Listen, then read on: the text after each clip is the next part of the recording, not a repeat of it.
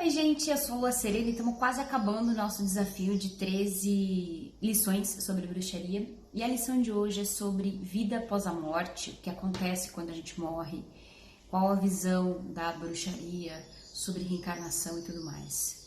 E a grande realidade, gente, é que assim como aquele assunto sobre divindade, assim como o nosso primeira lição, bruxaria sobre pluralidade.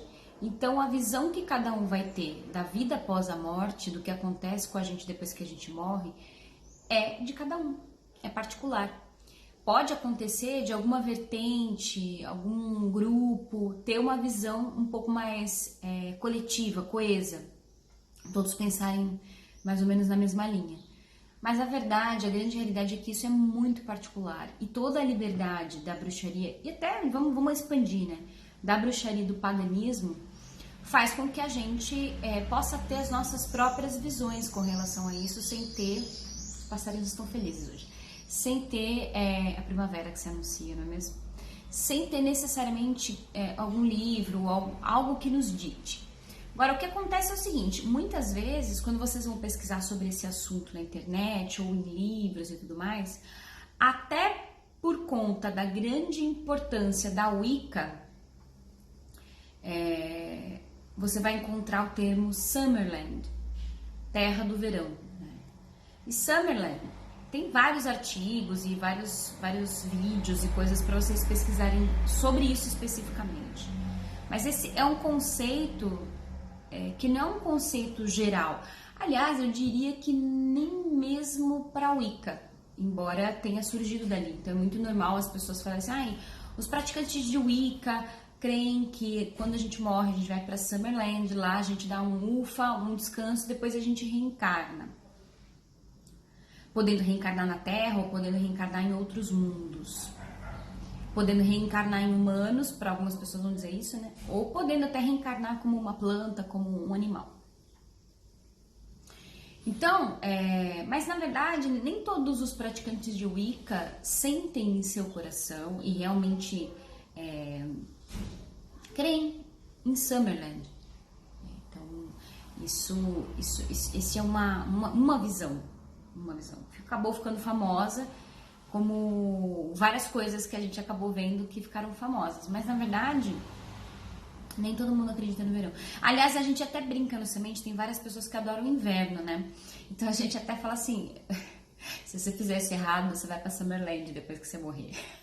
Porque a pessoa não gosta de calor, né? Então, mas é só uma brincadeira, né? Então, a grande realidade é que você pode ter a tua visão sobre o que acontece após a morte. Acontece que a gente precisa tomar alguns cuidados e refletir sobre isso. Não cuidado, né? Mas refletir, ter o cuidado de refletir sobre esse assunto, meditar sobre esse assunto e de repente até dizer assim, cara, eu não sei, eu não tenho certeza do que acontece depois da morte, porque ainda não morri, ainda tô aqui. Ah, mas você não reencarnou várias vezes? Mas eu tô agora aqui. Então a minha consciência tá aqui, eu estou no véu de Maia, que é aquele véu que nos impossibilita de saber algumas coisas. Então eu não tenho certeza, eu tenho conjecturas, eu tenho sensações, pensamentos, algumas experiências espirituais que já tive me dizem que e me inclinam para determinada visão. Mas isso é muito pessoal, certo? Então não tem alguém que vai falar assim, na bruxaria as pessoas elas acreditam que depois que morre acontece isso. Ou que a gente reencarna da seguinte maneira, sempre como humano, sempre na terra e tudo mais. Não, isso é muito variado. Só que medita sobre isso, né? Vai ver várias visões. Uma dica que eu dou, lá vem os barulhos, né? O carro do ovo, os caminhões de tudo. Então, na verdade, o que eu quero que vocês pensem reflitam sobre como isso é pra você. E dica, vá pesquisar em fontes pagãs. Como que eu pesquiso em fontes pagãs? Não só em livros sobre bruxaria e paganismo, como manuais. Vai beber das mitologias. Vai beber das mitologias dos panteões que você mais se afina. Então, se, por exemplo, você gosta de panteão hindu, vai beber nas mitologias.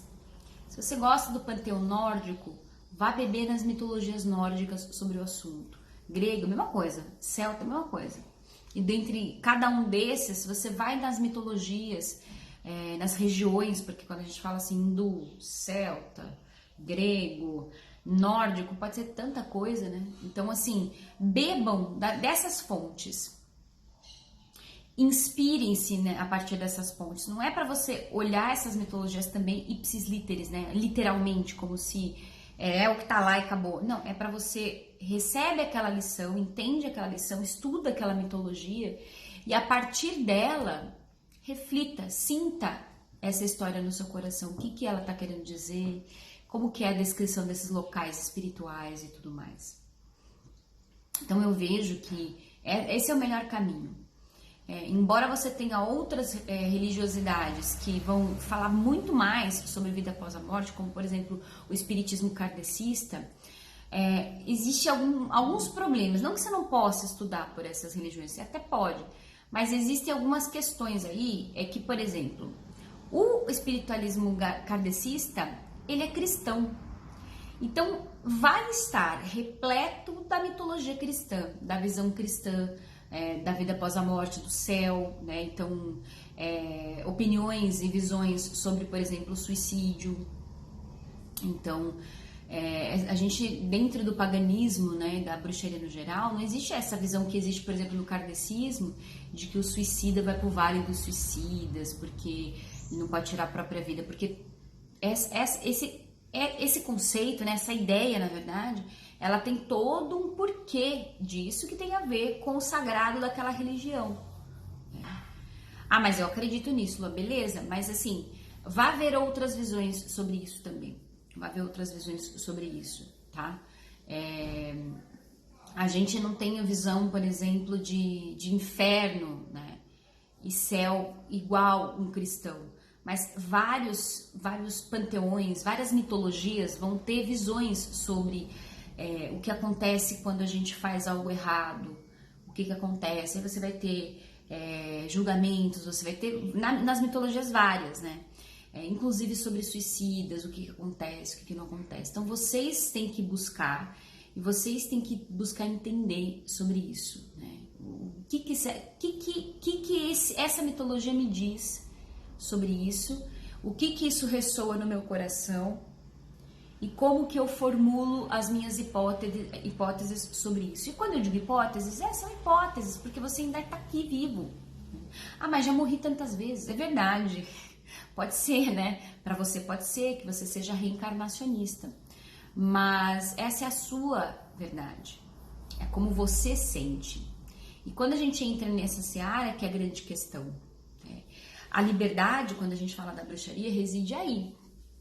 Na gente saber que a gente é livre para pensar e sentir como são determinadas coisas, sem ter que seguir determinada cartilha de algo. Diz, não, bruxos acreditam que você vai morrer, vai reencarnar aqui na Terra, você vai passar Melende, né, você fica lá, depois você vem, aí você reencarna como humano. E vai ser na mesma família, não vai ser na mesma família, vai ser no mesmo gênero, como que vai ser, né? Então, tudo isso é muito pessoal, não existe dentro da arte, a gente não tem uma cartilha. Você vai ter as suas visões a partir dos teus estudos e das tuas percepções e também da tua influência, né? Porque de repente essa influência cristã é muito forte, muito arraigada.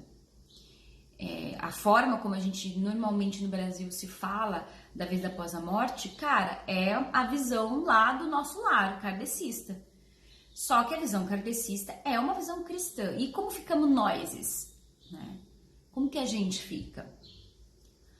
Então, você tem que beber de outras fontes. A gente não tem essa coesão, né? Essa coisa, pá, é assim. Então, a gente é muito mais difuso como que a gente vai compreender essas questões. Então, a minha dica vai estudar isso nas mitologias que você mais se afina. E aí essas questões sensíveis, essas perguntas todas, você vai tentar responder para si mesmo a partir dessas visões, tá?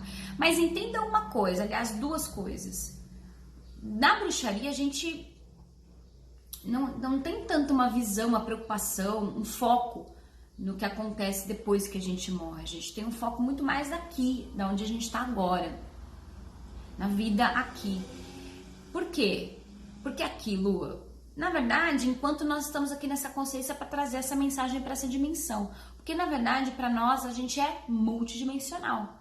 Então, depois que esse corpo se vai, a gente não deixa de existir, a gente continua existindo em outros planos, né? Então, só que agora a gente tá aqui, ó. Quando a gente tá lá nas outras dimensões, né? As outras partes de nós que estamos em outras dimensões estão se comunicando de outras formas. Aqui a gente tá se falando assim. Então, a gente se preocupa muito assim. Isso é um primeiro ponto, né? Que eu acho que é importante você pensar assim, cara, a gente tá falando de uma religião que não quer sair daqui, não tem uma coisa tipo, a Terra é péssima, a gente tem que pensar que a gente vai reencarnar, e, nossa, tipo quem fica esperando o próximo ano, nossa, tomara que no ano que vem a gente faça, nossa, tomara que na outra vida, não, a gente não pensa muito assim, é aqui e agora. Então, esse é um primeiro ponto. E o segundo ponto é que, quando a gente fala de reencarnação, a reencarnação também vai ser um assunto muito particular, muito teu, né? A forma como você vai conceber isso, né? Pode ser que, às vezes, você passa por alguma situação na sua vida que você gostaria de saber mais sobre isso, né? Então, quando eu perdi a minha irmã, foi a morte mais, assim, de pessoas, assim, próximas, foi a mais próxima. Então, eu tinha, assim, uma coisa que eu queria saber e tal. Aí, fiz meus Paranauê, né? Fiz meus Paranauê. Então, assim, quando a gente trava contato com a morte de quem a gente ama, aí a gente se volta mais para isso. Mas a verdade é que se vai reencarnar, como vai reencarnar, quanto tempo reencarna, todas essas coisas, na verdade, são todas meias verdades, né? Partes da verdade. E cada um vai compor isso, né? A partir das suas experiências e dos seus valores. Então, é algo importante que eu acho que vocês precisam ter em mente. E quando isso acontece, né? Quando vocês querem saber o que houve, o que acontece, bom, aí vocês têm que buscar o sagrado de vocês. E eu recomendo que vocês busquem o sagrado a partir de fontes pagãs, não a partir de fontes cristãs, por assim dizer, né? Do kardecismo, que é o que a gente tem mais fácil. E aí você formula seus pensamentos, tá bom? Então é isso, meu povo. Espero que vocês tenham gostado e amanhã a gente tem mais. Beijos!